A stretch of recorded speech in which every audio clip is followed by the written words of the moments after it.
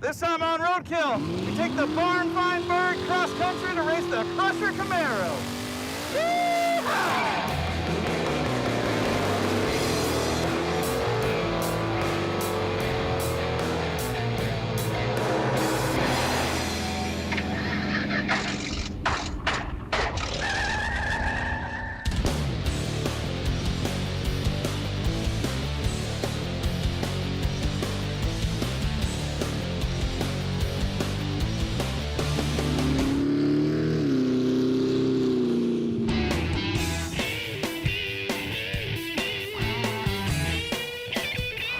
This 1967 Pontiac Firebird spent nearly 2 decades in a barn before we rescued it, went to a drag strip, and failed.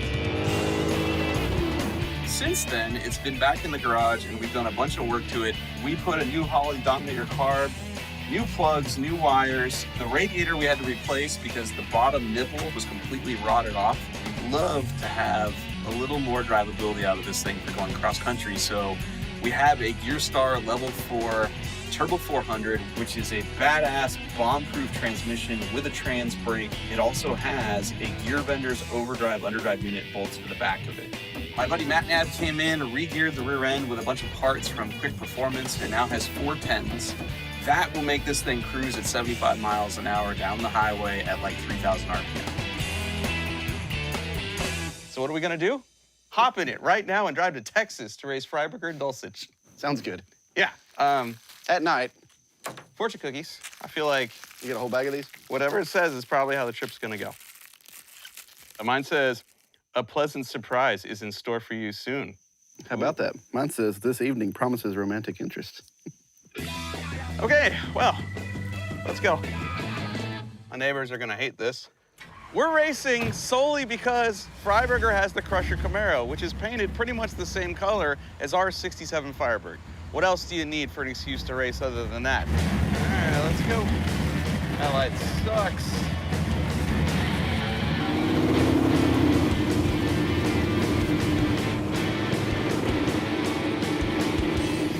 It doesn't run very good. It's dead fat, dude. Whoa, yeah, it is. Yeah, we're gonna foul these plugs the moment you give it any kind of throttle. Yeah.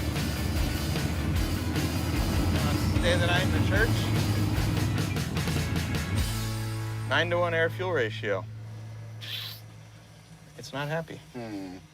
We only have one set of spark plugs, and we're fouling them right now.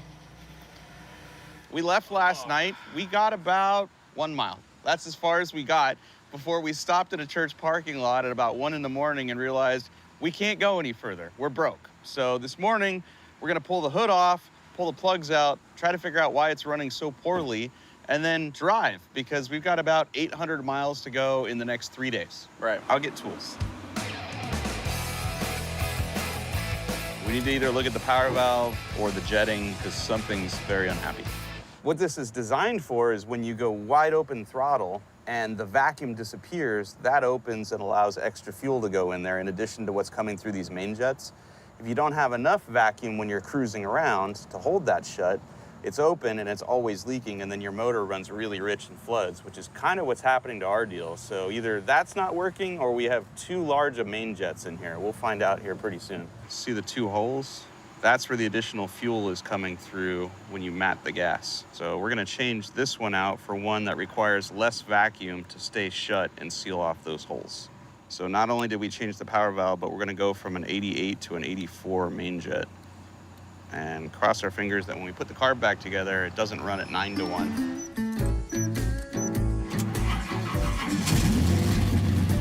I don't wanna jinx us, but it already sounds happier. Engine is not quite happy with the new carburetor.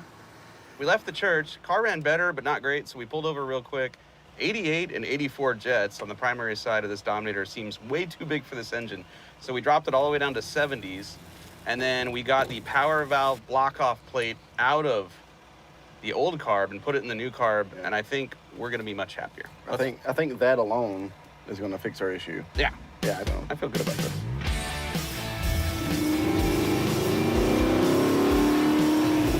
Still fat. get on it. We gotta play with it a little more, but I think we can at least cruise and make miles. Cool.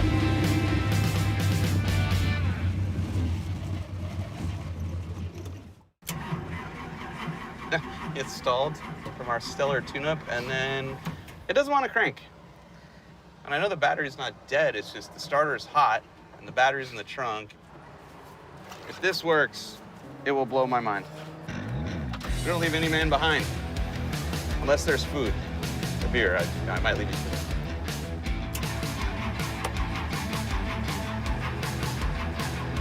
Yeah. Yeah, we fouled the plugs. That's all that happened. So we'll take some more jet out of it.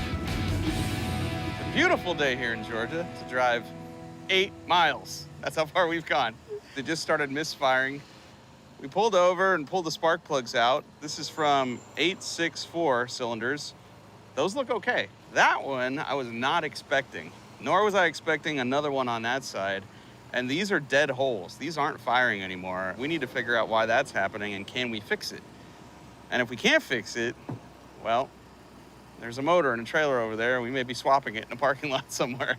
The film crew is towing the trailer with our spare parts. So every time we break down, instead of popping the trunk, we have to crawl into this trailer and find what we need. And as you can see, it's got our spare long block in it, as well as half my shop. It doesn't matter what we do to the carburetor, this is gonna keep happening. It's either valve stem seals have gone away from sitting for 20 years or stuck ring from sitting for 20 years. I mean, we might be changing the engine sooner in the trip than we thought we were going to. We knew going in the odds of this engine living 800 miles to Texas was slim. It was already smoking.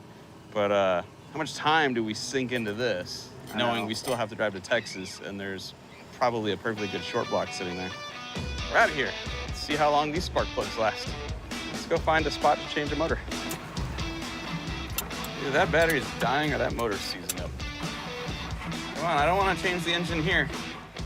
So it's a brand new battery, but we left the old battery cables. They're all corroded and just basically junk. So give it a shot. Oh, that's better. All right. Am I supposed to go left? Yes. Go back to your house, basically.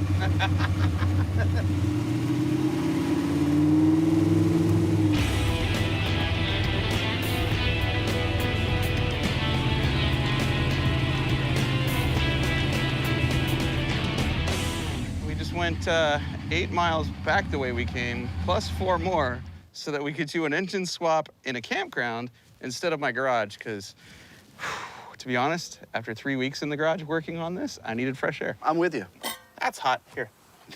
So at some point tonight, you're gonna see this big block Chevy dangling with the barbecue raging right behind it. And then we are gonna pull that 540 long block that used to be in his car and put it in this car, drive all the way to Texas, and try not to embarrass ourselves against Mr. Dulcich and Mr. Firebird.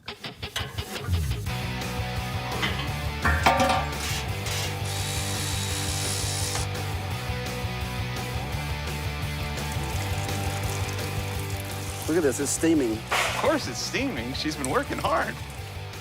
We're in a little bit more of a hurry than we were before because a park ranger came by and said, "What are you doing?" I said, "A little valve train maintenance." He said, "The other park ranger is coming through here. You better be done." I'm like, "No problem." And he left. So we need to hurry up before our valve train maintenance. It's still hot.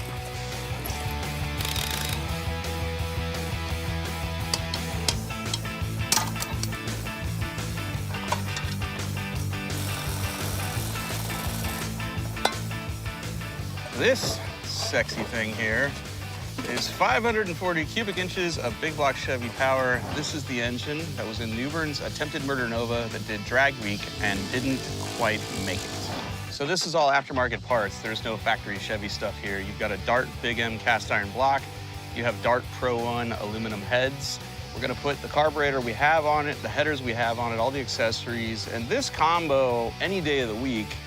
If it has about 9.5 or 10-to-1 compression, this should make 700, 750 horsepower all day long. I don't know what Freiberger's got in the Crusher Camaro right now. He changes engines as often as I change my underwear, and all the respect to him in the world if he switched engines at the last minute and shows up in Texas with the Crusher doing monster wheelies. That would be awesome. Hopefully we do wheelies and we can hang with the Crusher.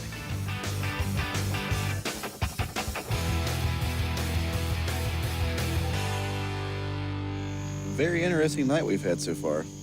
We hit our first roadblock. The old big block out of the Firebird is externally balanced, meaning it's got a weight on the balancer and the flex plate. And our new 540 is internally balanced, meaning we don't need no weights on the flex plate or the balancer. So Finnegan took it to his house, put it in the Bridgeport to take the weight off of it. And while he was gone, we had a nice little visit from the park ranger who basically said if we turn the lights on, work on the car, or do anything else tonight, he was calling the sheriff, and we're going to be escorted out of here. And it could be worse. We could be in a parking lot somewhere. It could be raining. It could be snowing. It could be freezing cold outside. It's morning time, and I have good news and I have bad news. The good news is, last night, I was able to get the counterweight off of this thing. I think it's good. I don't think it's going to shake. The bad news is, if we don't get the motor in quickly, they're calling the cops. He made us a deal, said if you can get this in the car and running by noon today, we'll call it even, just get out of here, and I'm assuming probably never come back. Challenge accepted.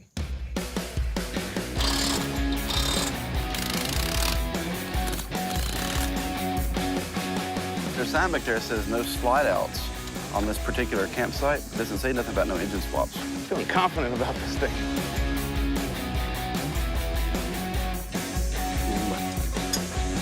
Dude, it's almost there. We bolt in here. It's so close to the firewall, I can't get my hand in there. I've got two of these started. Let me get the other two on the other side started, and I'll pull them up.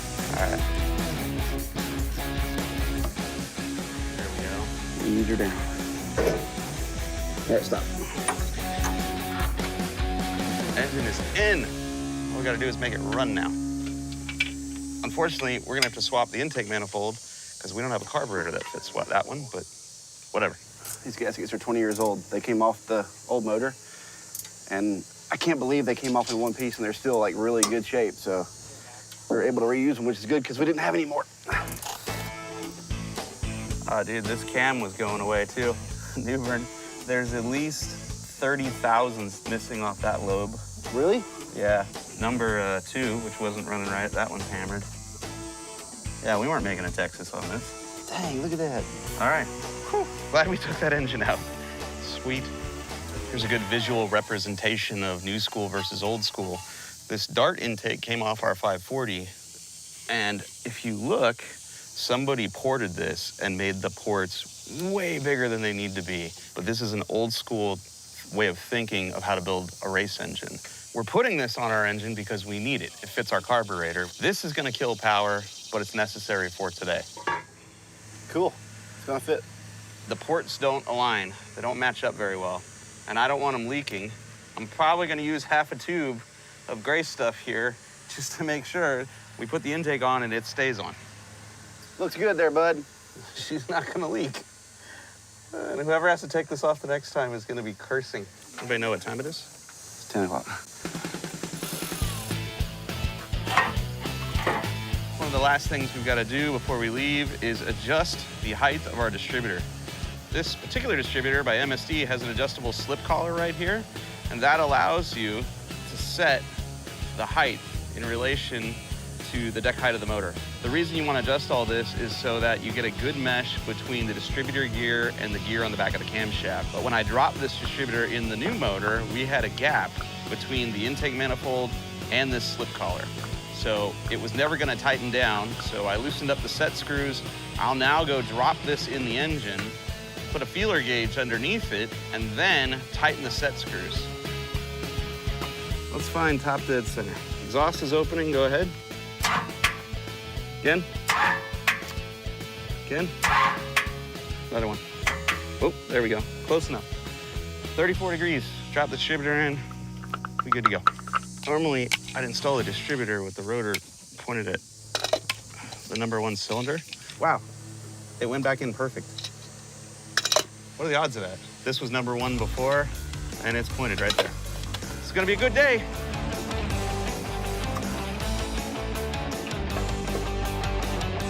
All right, I'm gonna turn the battery on. The car's coming down. We are almost done, and we still have 23 minutes. Put spark plugs in it, fill the radiator full of water, fire it up, and get out of here. It's leaking out the outside. It means it's gonna leak into the inside, right into the valley. It needs 2 sets of gaskets. Remember a little while ago, and I said, this intake doesn't fit very well. I'm gonna use all the silicone in this tube to make sure it doesn't leak. Well, guess what? It's leaking. It's leaking everywhere. So this off, scrape everything, new gaskets, lots of silicone, back on. Hopefully Ranger doesn't come back in between now and then, and we're out of here again. Hopefully. It's amazing that it can leak. I mean, I can't pry it up. There's water in the intake ports. So now, not only do we have the intake off again, but now we need to drain the oil and the filter, change that, re-clean everything, and then we'll leave the campground. We still haven't called the cops, though, so that's good. All right. Good thing we changed the oil. It had like a gallon of water in it, if not more. Well, I think we're back where we started. We're putting water in it. It's not gonna leak this time, and we're gonna fire it up and drive out of here. All right, well, it's leaking, so look on the front of it. It's dripping out of that other bolt. That sucks. Motor's all together. Looks like our intake manifold sealing job is working, which is why it's now revealed a totally different leak.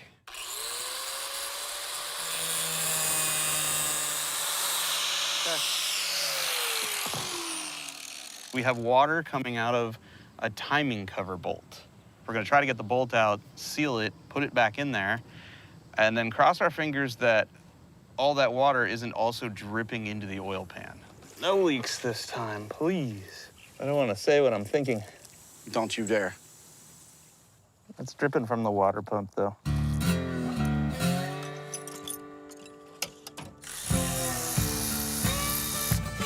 The good news is I don't see any water under that bolt. It is funny. So the Ranger basically kicked us out of here. We're not supposed to be here right now, but nobody's came back. And they also said, and sorry, but we can't refund your money for tonight's stay. Well, joke's on them, because we're not leaving.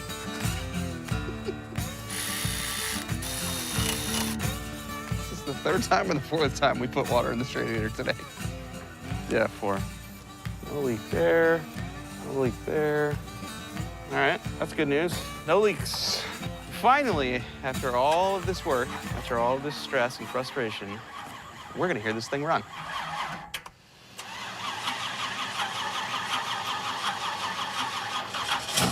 There we go.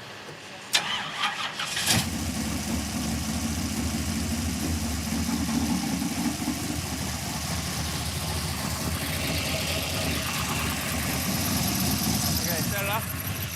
Unless that gauge is broke, there's no oil pressure. Try it again. I'll watch the tube.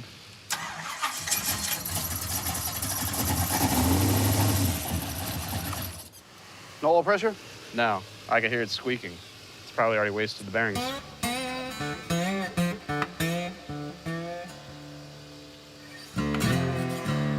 All right, hood's on. Car sucks.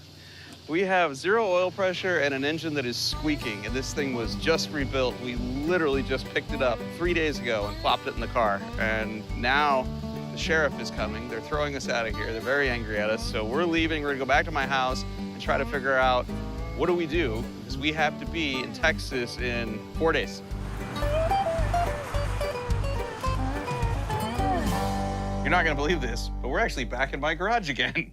We had to have the Firebird towed here because, well, there's no oil pressure in our newly rebuilt engine. The people at the campground were like impressed that this show is not put on. They're like, man, you guys are legit. This stuff actually happens. So they're all big fans now, except for the park ranger. Yeah, the campers loved us. Yeah. The Ranger, not so much. No. So right now, we're gonna try to generate some oil pressure here, and I don't know, let's try it. Hey, immediately. What? You get oil pressure. It's immediate, and it's good. So some of these aftermarket blocks are machined, the bore in there, larger. And so the distributor comes with the O-rings to seal it to the bore. Otherwise, you won't have oil pressure and it won't lube all the lifters. There's no O-rings on that distributor. So in theory, if we find O-rings to put on the distributor, we could put it in there, fire it up, and have oil pressure. But how much did we damage it already? Well, we can run it and cut the filter open. Yep. Hopefully, when I pull this off, there's some oil up here. Let's see. Oil? Not a drop. Not a drop.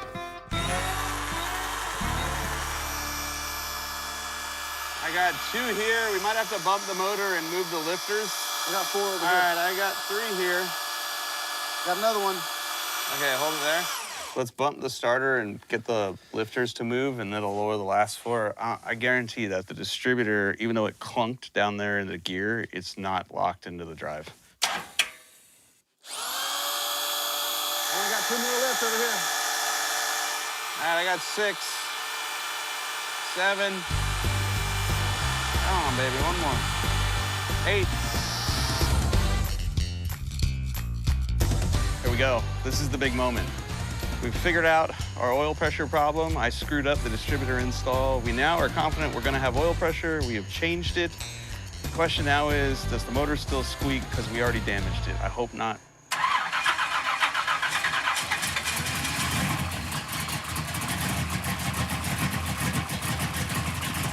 Got oil pressure? That's a good sign. Set it off. Let me put some timing in it. That's a huge relief right there. You know, got to this point where what the heck do we do now? Give me one more, just so I can be sure.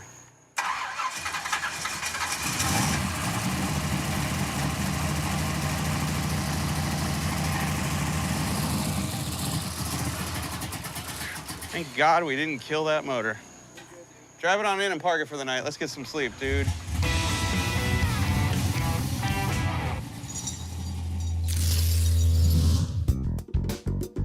Good morning. I couldn't sleep last night because I completely blew it when I installed the distributor and didn't have it all the way down in the oil pump. Luckily, found the problem, fixed the problem, found out we had oil pressure, so I changed the oil again and discovered everything's fine. Our 540 is solid, we are ready and well rested, and right now we're hitting the road for Texas. You ready? 800 miles to Texas. We got 3 days to get there. This is crazy and I love it.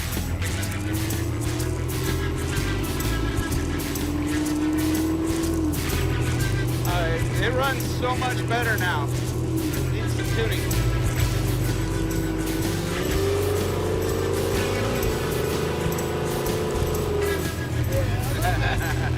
Finally, dude. Oh my God. Sounds really good. Definitely needs tuning. Yep, it's overheating. That's not good. So, drove about 6 miles, but it's leaking oil everywhere, and it's dead lean because we rejetted the carburetor for a broken motor the other day. Now we gotta undo all that tuning we did. We're gonna pull the front bowl off, take those small 70 jets out of the main, and then bump them back up. I think we'll go probably 76 right now and see if we can get it to go from 15 to 1 air fuel ratio cruising down to 13. 13 would be great. I'd be happy there.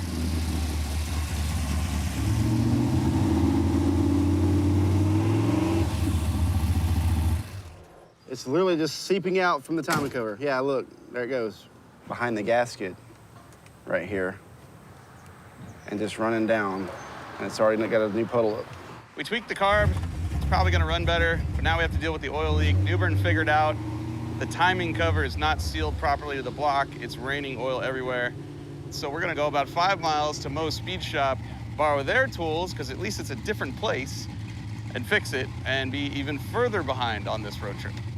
So this might look familiar. We've been here before on Faster with Finnegan, but we're at Mo's Speed Shop. Our buddy Jeff here is gonna help us seal up this timing cover that's leaking really bad. He's gonna help us get it replaced here, and we're back on the road to Texas.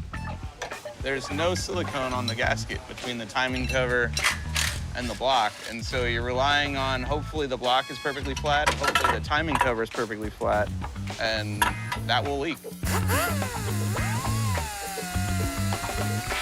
There's 2 dowels in the engine block that locate the timing cover. Well, they're gone. My boy Red here takes a drill bit that's too big, he puts it in his lathe, cuts it in half, machines this end to go in the block, which is small, leaves this end large to locate inside the holes that are in the timing cover. We're gonna put these in, silicone everything, and hit the road. The car is all back together. The guys at Mo Speed Shop did all the work to this thing to fix the oil leak. See you guys. Appreciate it. Thanks again. Let's go to Texas.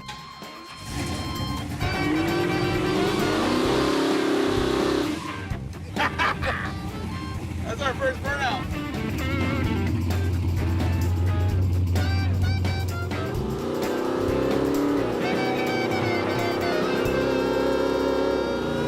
Oh, dude, she's happy. She liked the jet change. It's not popping and farting anymore. Boy, it rides good. Dang. Kind of floats. How far is the highway? I feel like this bird wants to fly. Half an hour. All right, half an hour, we get to fly.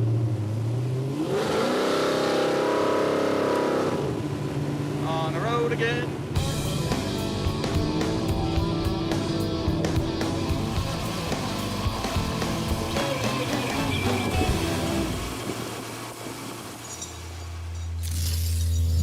Dudes, we're in Alabama. Yeah. Yesterday was amazing. Battled a slight oil leak, and by slight, I mean it rained everywhere. Yeah. Fixed that with the help of Mo's Speed Shop, and then drove 120 miles in the rain with 2 out of 4 headlights functioning to this campground. With the scenery, look at that. We're gonna try to do about 350 miles today, and that puts us within striking distance of Dallas, Texas, and one David Freiberger, Steve Dulcich, and the Crusher Camaro. I like your confidence there. Got this.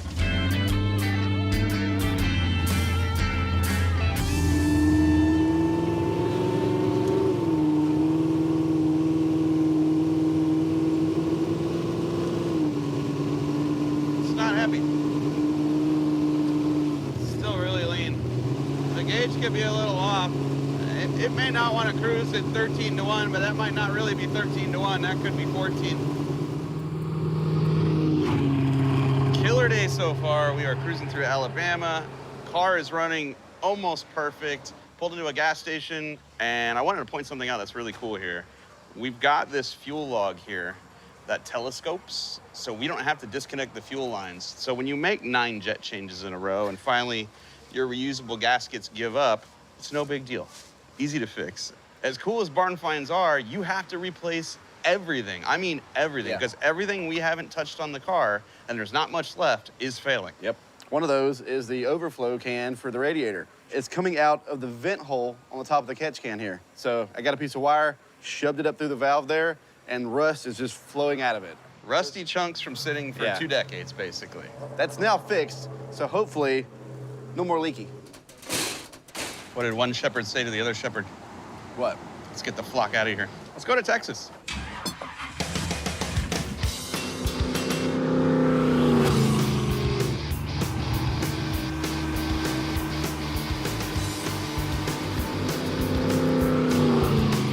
Your turn. That seat sucks. She's all yours. Easy there, Turbo. Tires are about this wide on the front. Oh, and yeah, don't push the green button. That launches the missiles. We should change out the rear shocks before we get to the drag strip. These have 0 rebound. It just kind of floats. Yeah. All it needs is seats and a name.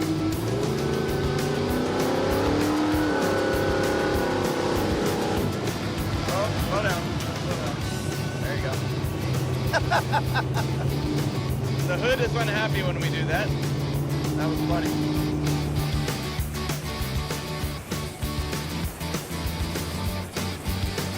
We are an hour away from our destination. Driving along, car started running like crap. So we had to bash one of these header tubes over here a bunch. And we got a little clearance, but the boot is still really close. Undoubtedly it burnt through. So what do you got us there in the box? I did us a solid, man. Oh, yeah? I did. I took one for the team. I found these. Okay. Why are these special? We got to assemble them. We got to assemble them. Are they yellow? Damn right they are.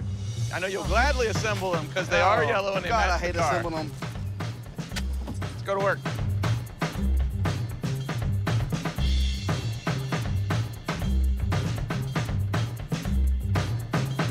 Couple of zip ties. Back on the road. Yeah, man, I bet it starts better. Hit it.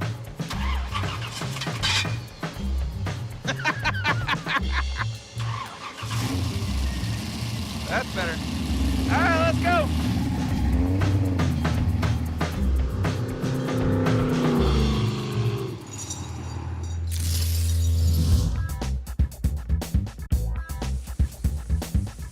do we got?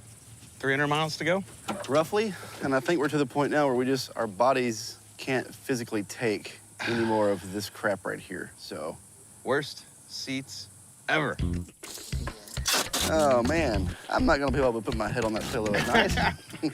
Oh, your pillow. Don't even feels say it. So good on Don't my even say it. bum. I drooled all over it. Oh, it feels great.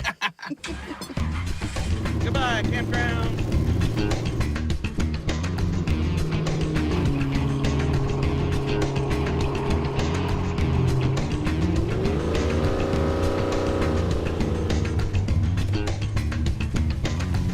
Are we in Texas yet? It feels really hot.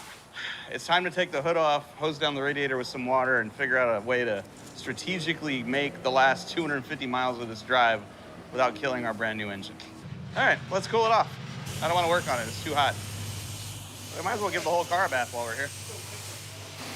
At the car wash. Check that out. Is it good? Is it good? Would that cool the radiator? You know what? Yeah, All right. totally work. 9 years ago, way before Roadkill even existed, David Freiberger and I bought a garden sprayer, put it inside the car, ran a hose out here to the grill area, and every time she got warm, a couple of quick pumps, sprayed on the radiator, everything was perfect. We're gonna do that here today. Oh, look, there it is. Yeah, that was it, dude. That's the key to this whole puzzle. We're making it. No more engine getting hot. Why didn't we do this a week ago?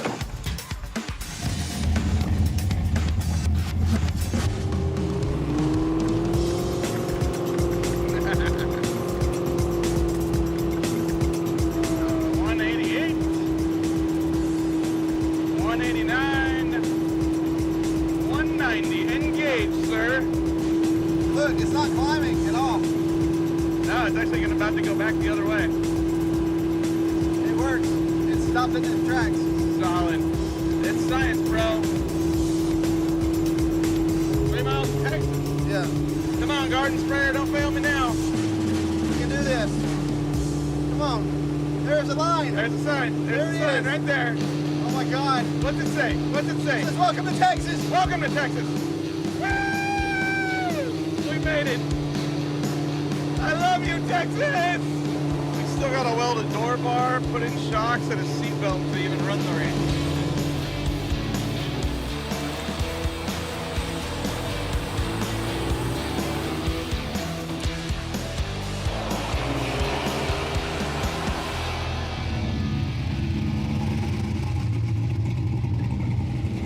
I like that we're pulling into like a hidden barn. Yeah. Feels like the car's stolen and we're running from the cops. We made it. No more rubber duck. What's up, dude? How are you? I'm good. I'm good. I need a drink and a shower.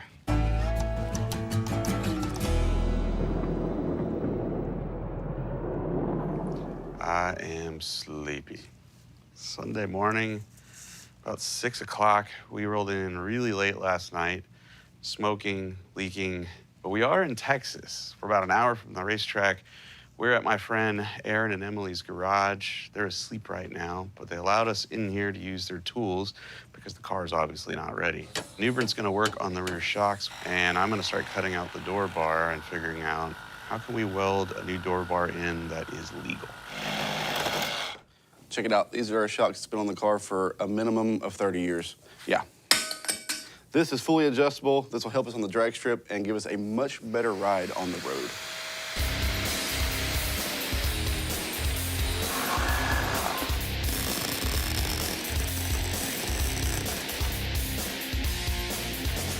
New shocks are both in, and it worked out perfect. How's it look? Looks good.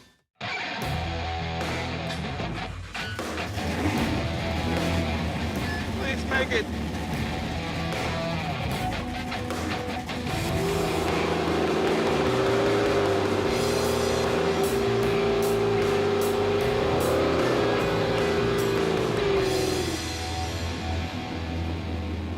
That was fun. It doesn't sound amazing. No, I don't. She's not happy. I'm a little sad we didn't have time to hook up the nitrous, but I'm really happy we put some actual shocks on the back of this thing. Yeah.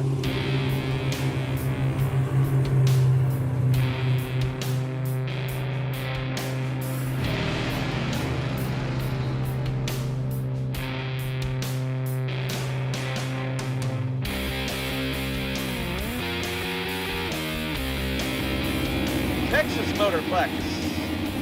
This feels good, dude. We're finally here. Hey, no matter what happens, past this tower, we did it. We did it. Here it is. Woohoo! 800 miles. Yeah, nice work, Finnegan. Wow, look at the meats on that thing. Wow.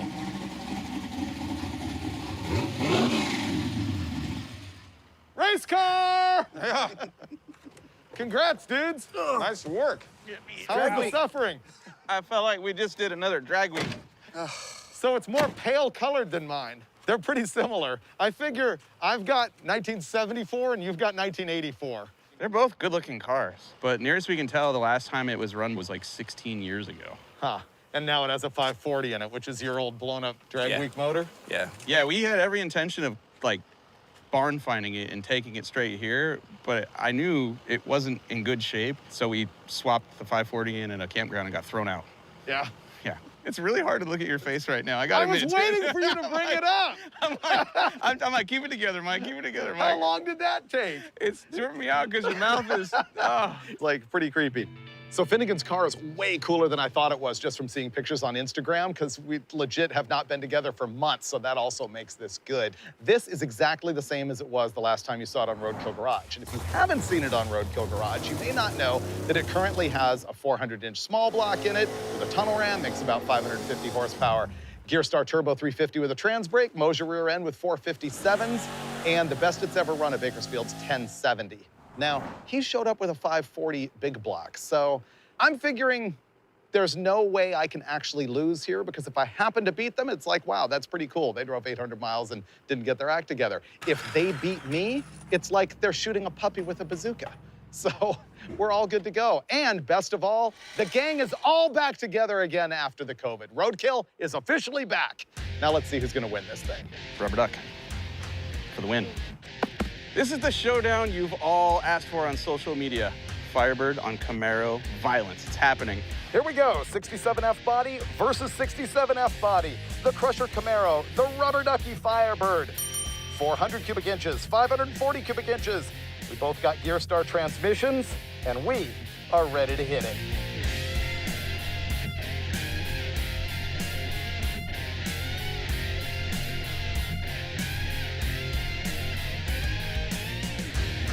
Newbern, I got a 20 on my boy Freiburger. I'm in. I ain't got no cash on me, but I'm good for it. That's not how it works. It ain't just on the flap flap. I can text it to you. All right, if you shake on it. There we go. 20 bucks. Finnegan will outrun Freiburger right here, right now. There's a good chance. He has 540 cubic inches. He's got a big old gigantic race slick. He's got a different color yellow, and it's a Pontiac.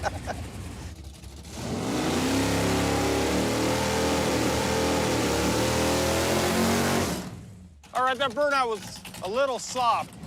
All right, here we go.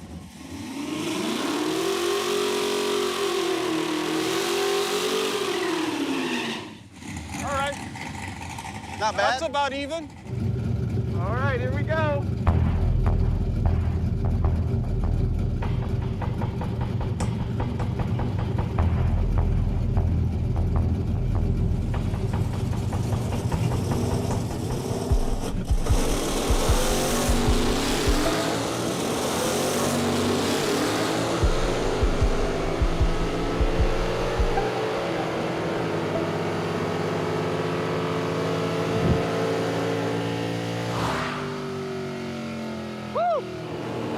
My hood opened up. I can't see nothing.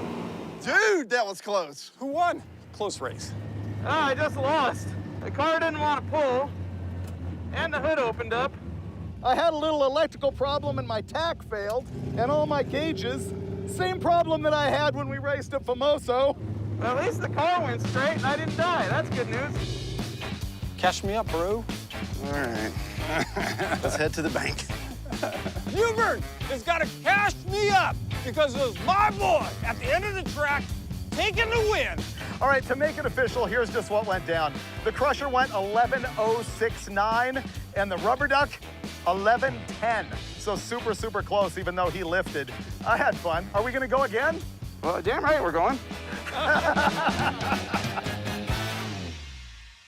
So we're definitely gonna have to take the hood off the car because at 80 miles an hour, it's just like, nope, bye-bye, I wanna open up because there's no hood hinges holding the back of it down.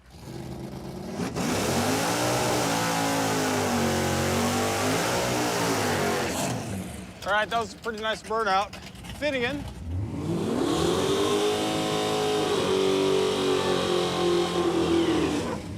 All right, Finnegan had some speed on that tire. All right, here we go. What do you think's gonna happen here at Newbern? The Firebird, it doesn't sound too good right now. I don't know. I think something's wrong, like a burnt plug wire or something.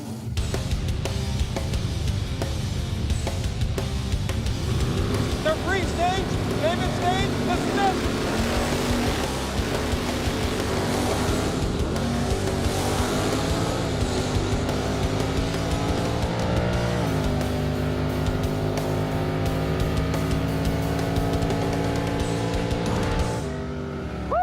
Got him again. I think he might have been quicker than me that time, but I got out of the hole first. All right, I left dead late again, but the car ran better. I got chills. Yeah. It did a freaking wheelie. Oh, you bet you it did. Here, congratulations. Are we even now? Yeah. Okay, cool. You okay? Gotta get some wind through this thing. Hot. I can't read the time. It was a much closer race, even though he still treated the crap out of me. Hot. Yeah, hey, Freiberger, did you win or did you lose? Well, I'm pretty sure I won. There was no time slip, and it was not recorded. There were no numbers. You're kidding me. Oh, it's much better, but I still screwed it all up. Can you believe this thing done a wheelie? Is that what it did? Dude, when I watched you launch, that tire was off the ground. I was like, no way. I don't even care if you won or not, dude. You done a freaking wheelie. Oh, dude, it ran so much better, and I still found ways to screw the whole thing up. I was sitting there on the trans brake, and I'm watching the tree, and I'm like, okay, and then I realized my foot was still on the foot brake like a normal damn car. So by the time I pulled my foot off, the tree was gone down, so I left late again. Wait, what did it run? There's no times. It didn't record that time. There's no times? No. I caught him at the end. Like, he still beat me. I was close at the end. Yeah, man, let's go again. I'm way too hot. That's why I blasted past you. I was at 200. I had to keep moving. All right, can I go on a single then? Can we get the tree working, though, or the times? You're good to go. So in a best 2 out of 3 scenario, I basically won at this point. We didn't get a time on the second pass, so I don't blame him for hunting for that 1090. Hope you guys get it. All right, I'm gonna try not to screw it up this time.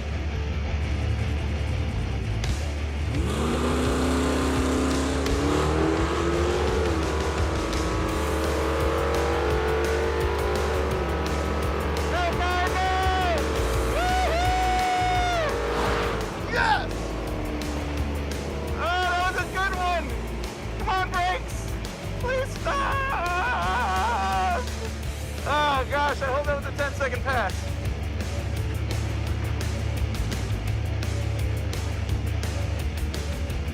$10.91 and a $1.22.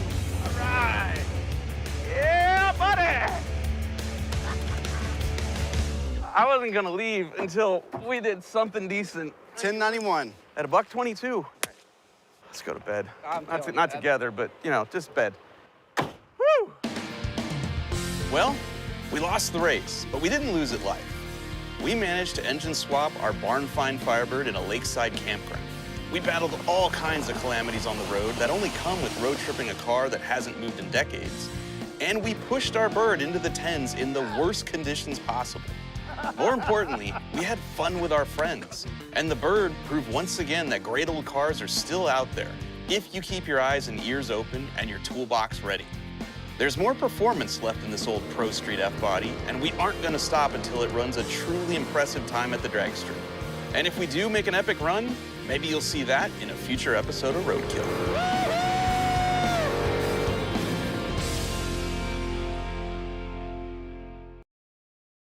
Well, made it 3 blocks before we got roadkilled. I can't say that I'm surprised, though. We rebuilt lots of things on this car.